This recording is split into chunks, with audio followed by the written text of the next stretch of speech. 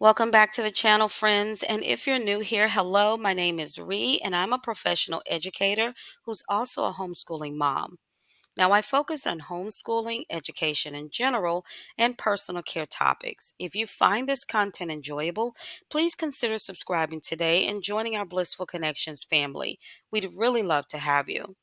Now, today, we continue with my dear friend's true story of surviving a toxic relationship. As we continue to share this information, please know our intent is to help others that unfortunately may be dealing with similar things. Please know you don't have to deal with abuse. There's never a time when it's okay to either abuse or be abused by another. So seek the help you need immediately to take care of you and your loved ones.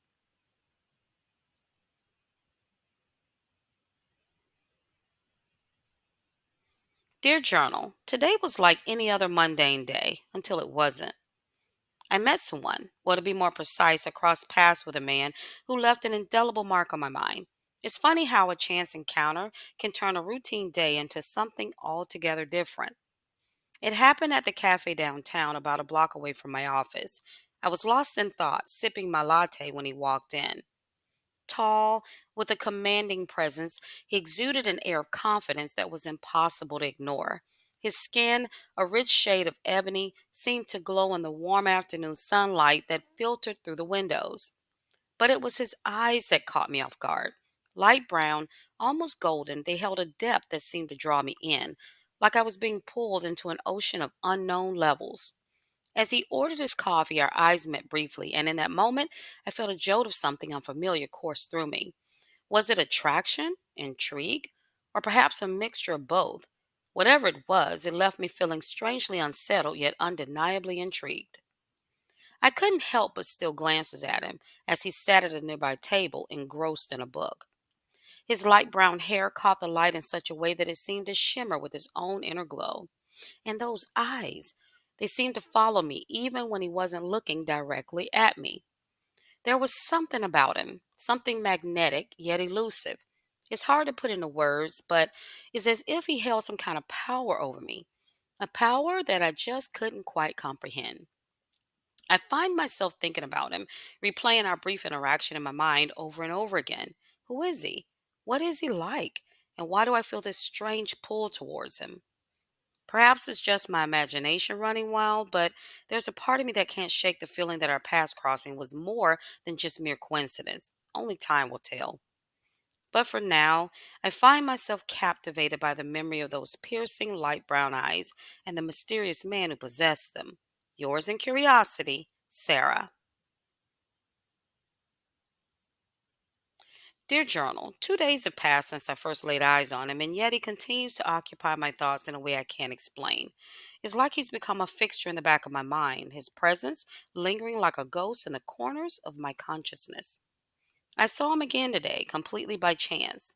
Or so it seemed that way.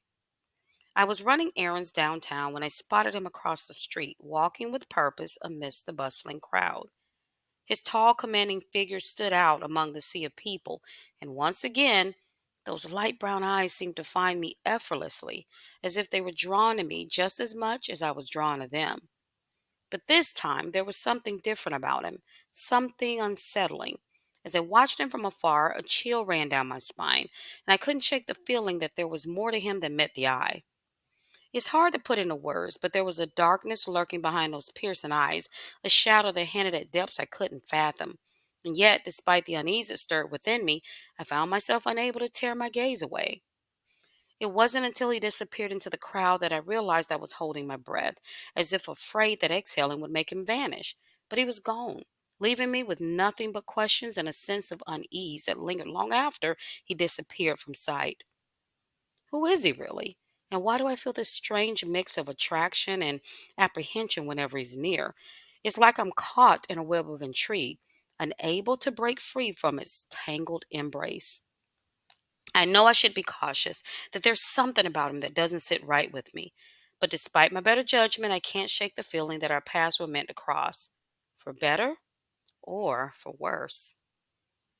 Only time will tell what secrets those piercing light brown eyes hold and whether I'm strong enough to resist their pull. Yours in uncertainty, Sarah. Thank you for tuning in to part 3. Stay tuned for part 4. In the meantime, please take care of yourself and your loved ones. Your mental health is extremely important to protect and manage properly. Again, thank you for your support of my friend's healing journey. She admits she isn't there yet and almost didn't want to continue sharing her story here for fear of backlash, but she did say she's committed to doing the work that she needs to do in her own way in order to heal completely. Now, if you haven't already done so, please subscribe, like, and share the video, and comment below with some words of encouragement for Sarah as she continues her healing journey in the midst of sharing her truth. With that, I wish you a day full of love, joy, and peace. Take care, everyone.